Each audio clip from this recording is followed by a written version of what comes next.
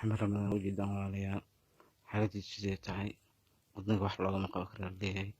isbitaal dibadda lacag lagu geeyo lama hayo cidda iyadaa xaalkooda aad loo sahal yahay intaanba isbitaalkan hadda la keenay waa dad muxsiniina isku tabaruceen oo isku qorqoreen fadlan walaalayaal waxaan idin codsanayaa inaad waxaad ku caawi kartaan kusoo caawisaan si degdeg ah ilaahay idinka ajirsiiyo. Maxamed Ramadaan nambarkiisu waa 624